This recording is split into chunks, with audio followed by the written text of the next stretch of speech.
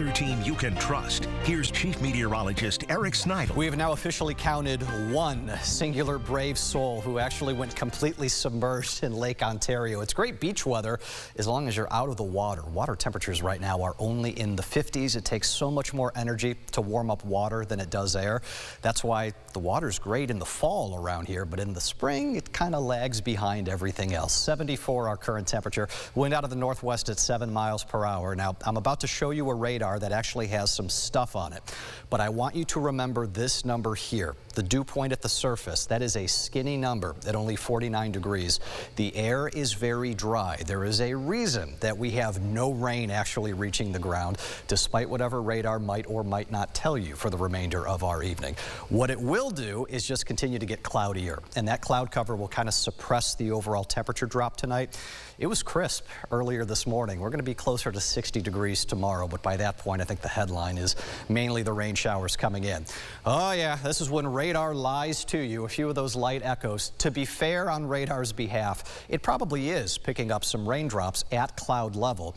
That's not what we should be asking ourselves. It's, can those raindrops survive the descent all the way to the ground before getting gobbled up by the dry air? And the answer to that right now is unequivocally no. Big swirl of circulation of low pressure here into the western Great Lakes. It's got multiple rounds of showers and storms with this, and a lot of times with these systems you get one round, and if the sun comes out you can recharge the atmosphere again and destabilize it, so you get multiple rounds of rain. I'm thinking that's kind of how tomorrow is going to go for us. The morning round is going to be a piece part of this, but you see how behind it there's just a limited window of breakup in there, and it's for that reason we're going to keep rain chances elevated throughout the course of our day Thursday. Highest overall rain chance, like the steadiest stuff tomorrow, will be in the morning. The trade-off by the afternoon is I think the coverage is less, but if you run into one of those later in the afternoon, the rain will be much heavier and there could be some thunder and lightning that's in there too. But we got to get the sun to come out in between those two rounds, and I'm kind of skeptical about that. Brand new model run here with the morning showers. Nothing here is heavy. Nothing is strong to severe. Everything is behaving. And then the afternoon flare up here, contingent on how much destabilization we can ultimately get. Could get you a few heavier downpours, but look, temperatures tomorrow are going to have a hard time getting out of the 60s and low 70s. That will be it. Friday will be a much nicer day though. Sun comes back out into the afternoon and temperatures pop back up into the 70s for highs. If you like that, you're going to love the weekend. I've got the rain staying suppressed well off to our south. We are dry on Saturday.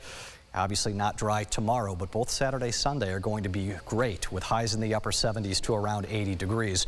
Rain totals out of this tomorrow really just depends on if you cash in on one of those storms. If you don't, you're probably talking about a quarter to a half an inch. If you do, you'll double those numbers. Speaking of bigger numbers around here, you want some heat. I think you're going to get it going into next week. Heat dome, we call this. Big ridge of high pressure starts to get going. Here's the catch though. It will influence our weather, but the core of that is not parked over western New York. So this is kind of like fringe effects out of it. And typically what we see, Teresa, in these kind of setups, yes, it gets hotter, it gets a touch more humid too, but we also tend to be active. And that's the really thing right now that's throttling me from going, oh look, here's 3 straight days in the 90s, is the notion that I suspect we're going to have some afternoon storms eating at that. Okay, so we'll have to pay